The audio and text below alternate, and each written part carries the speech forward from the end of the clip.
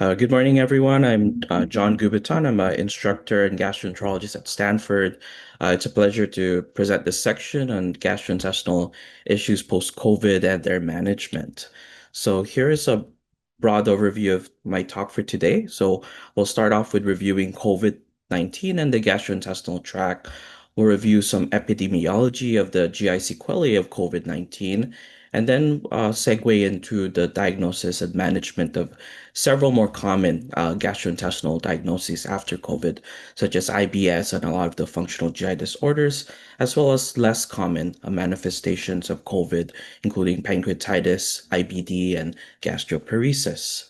So, some brief review. As some of you know, the receptor required for SARS-CoV-2 entry into host cells, angiotensin converting enzyme 2, is widely expressed along the gastrointestinal tract. It's not surprising that the GI tract can serve as a reservoir during COVID infection for the virus. And it's in GI, we consider COVID-19 as an enteric infection. Uh, Prior studies have shown that gastrointestinal symptoms can actually precede the classic COVID-19 symptoms, such as fever, breathlessness, cough, and anosmia. A meta-analysis of 60 studies demonstrated that close to 18% of patients during the acute COVID-19 phase can develop GI symptoms, commonly abdominal pain, nausea, vomiting, and diarrhea. When they looked, further studies have shown that the SARS-CoV-2 RNA can be detected in stool in patients with COVID-19, up to 41% of these patients. So, what are the consequences or downstream effects of having COVID on the GI tract? So, it's thought that COVID itself on the GI tract can lead to disruptions in the gut microbiome, can lead to gut microbial dysbiosis, as well as can alter the protective intestinal barrier, epithelial barrier, leaky, somewhat like a leaky gut type of presentation. And it's thought that combined, these two factors can lead to long-term consequences on the GI tract through the development of long COVID GI sequelae, which we'll talk about. So, what are the common GI diagnoses after COVID, and what is the timing of these diagnoses? So, a really nice study published in 2023 in Clinical Gastrohepatology examined this question. In this study, the investigators performed a prospective follow-up cohort study. They looked at 320 patients with COVID and matched them with 320 patients with no COVID and followed them at 1, 3, and 6 months after their COVID diagnosis. And their outcome was looking for a new GI diagnosis, mostly focusing on functional GI disorders or disordered gut-brain diagnoses. So when they looked at the study, about 8.4% of patients had persistent GI symptoms at 3 months, and 6.6% of these patients continued to have GI symptoms 6 months after COVID diagnosis. At the 3 month endpoint, about 2.5% had irritable bowel syndrome, 2.2% had functional diarrhea, 1.9% had functional dyspepsia, and about zero point 0.9 had functional constipation. And there were some patients, although less common, who had functional dyspepsia, IBS type of overlap. When they looked at risk factors for developing post-COVID GI diagnoses, they found that patients who had severe COVID infection and had GI symptoms to begin with at the start of the acute COVID phase were most likely to develop these post-COVID GI diagnoses at 3 and 6 months. Another group looked at the burden of new GI diagnosis up to 1 year post-COVID infection. And this study looked at the US VA databases, and this involved 154,000 patients with COVID with matched controls of 5.6 million in the VA population. And they determined new GI diagnosis based on ICD codes. And shown here, it's a very nice schematic that can show the new GI diagnosis burden for patients with COVID. And some of the more common included gastroesophageal reflux disease, peptic ulcer disease, pancreatitis, functional dyspepsia, gastritis, irritable bowel syndrome, and in some cases, cholangitis. In terms of actual symptoms, constipation, abdominal pain, and diarrhea dominated in terms of excess burden per 1,000 patients. Other less common GI sequelae or manifestations of COVID that have been reported in the literature also include post-COVID pancreatic injury. So there's been cases of acute pancreatitis. It's thought that this may be linked to post-COVID hyperlipidemia or hypertriglyceridemia, as well as pancreatic endocrine injury. There have been some cases of new onset diabetes. Other manifestations include post-COVID colitis or de novo inflammatory bowel disease. And these are less common. They're uncommon and mostly in case report and case series. And the onset can range from 2 weeks or 5 months post-COVID for inflammatory bowel disease. And even more rare are reports of post-COVID gastroparesis. So pretty rare in just case reports. So now we'll go to the diagnosis and management of some of the more common post-COVID GI disorders. And so, as shown earlier, irritable bowel syndrome, diarrhea predominant, and functional diarrhea are relatively common after COVID. As some of you know, these are diagnoses of exclusion. So it's important to rule out other etiologies through stool workup for other infections and colonoscopies for structural abnormalities. The diagnosis of IBS is based on the Rome 4 criteria. So review, it's recurrent abdominal pain related to defecation that's associated with change in the frequency or form or appearance of stool. On the other hand, functional diarrhea is chronic diarrhea for at least 6 months where there's no clear systemic cause for the diarrhea. And unlike IBS, there's no abdominal pain with dysfunctional diarrhea. So in terms of management, lifestyle modifications such as physical activity and exercise has been shown to improve global IBS symptoms as well as sleep hygiene. In addition, psychological therapies such as mindfulness-based stress reduction, cognitive behavioral therapy, and gut-directed hypnotherapy has been shown to be helpful in patients with IBS. For more other interventions, such as diet, low FODMAP diet can be helpful in a subset of patients, and fiber plays an important role in the management of IBS. So soluble fiber, the form of psyllium and oats, 3 to 4 grams of soluble fiber per day can be helpful. In patients with diarrhea predominant IBS or functional diarrhea, first-line therapy for diarrhea itself is loperamide. So 2 milligrams given 45 minutes before meals. And this dose can be up or down titrated based on response, but it's important to note maximum of 16 milligrams a day. In patients who don't respond to loperamide, second-line treatment involves bile acid sequestrant, such as cholestyramine, cholestyramine. This acts to absorb the secondary bile acids to alleviate the diarrhea burden. And in terms of addressing the abdominal pain associated with IBS, we often use antispasmodics like cyclamine in a dose of 10 milligrams every 6 hours as needed for abdominal pain. And in patients who still have ongoing pain, we then focus on neuromodulators such as nortriptyline, starting at a low dose at 10 milligrams at night and up titrating as tolerated.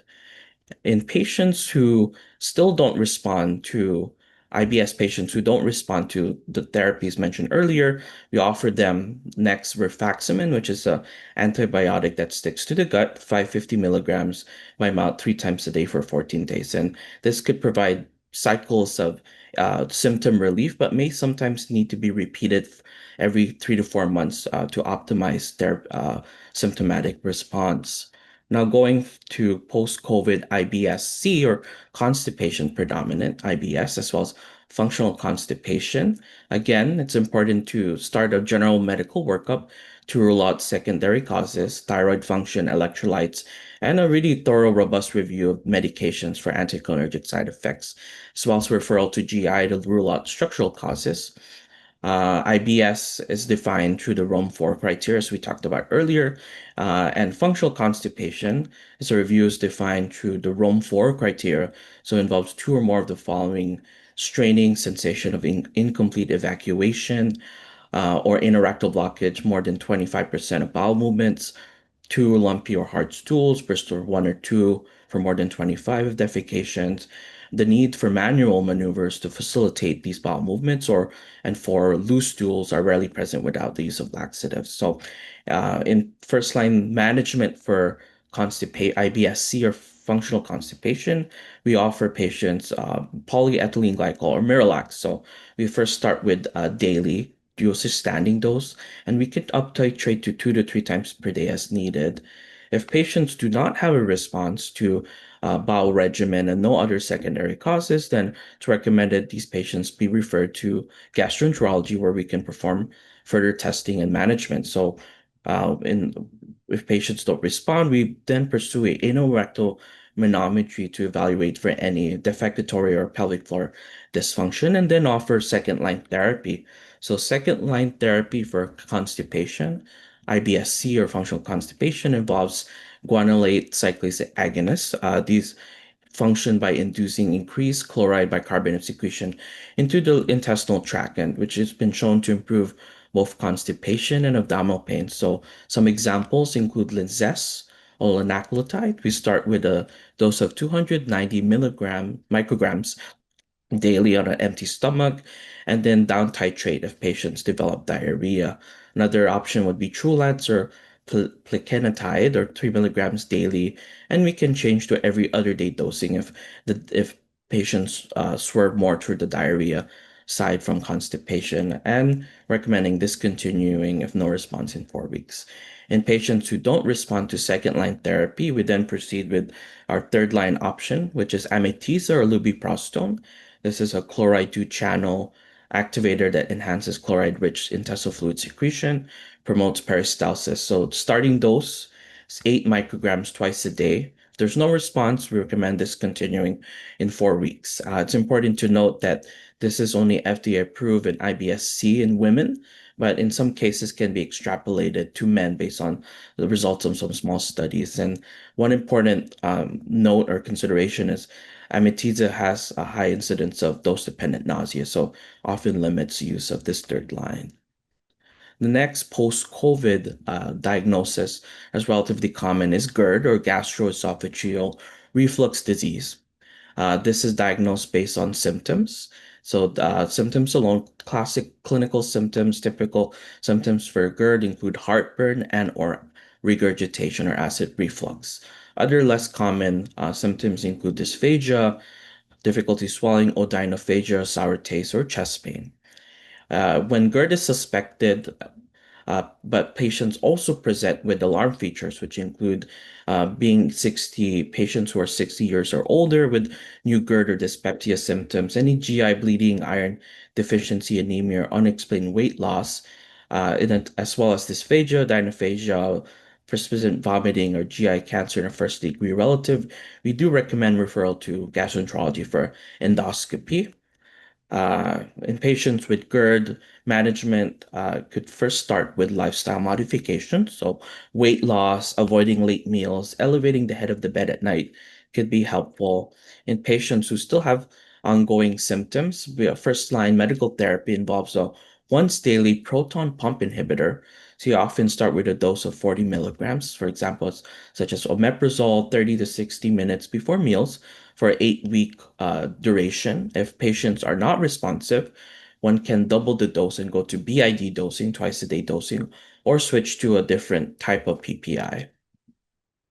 In patients who still have persistent GERD symptoms despite twice a day dosing, it is recommended that these patients be referred to gastroenterology for further testing. And so, what we do is when we see these patients in clinic, we perform ambulatory esophageal pH or pH impedance testing to look at adequacy of the PPI response as well as confirm the diagnosis of GERD. So, in a subset of these patients, when we perform the pH testing and it shows residual acid reflux, we add alginates to the twice a day PPI, for example, Gaviscon alginate, as well as add a H2 receptor antagonist at bedtime.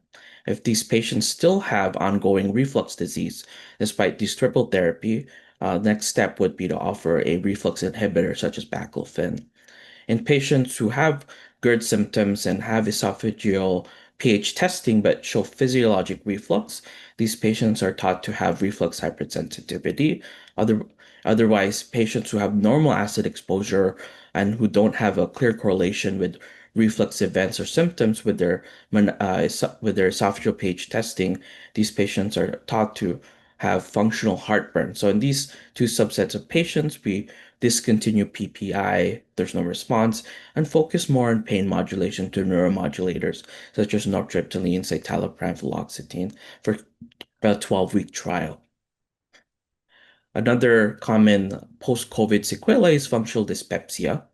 This is defined through a Rome-4 criteria, presence of one or more of the following: epigastric pain, epigastric burning, postprandial fullness, early satiety, and no evidence of any structural disease. So we need an upper endoscopy to rule out other causes. So in terms of workup, as mentioned, rule out other etiologies, rule out H. pylori, EGD to rule out gastritis, ulcer disease, or other structural abnormalities, gastric emptying throughout gastroparesis, and glucose breath testing or other breath testing throughout small intestinal bacterial overgrowth. So once everything's ruled out and functional dyspepsia suspected, first-line management is proton pump inhibitor once a day. If there's no response, you can continue for another 6 months and then ask patients to taper and discontinue.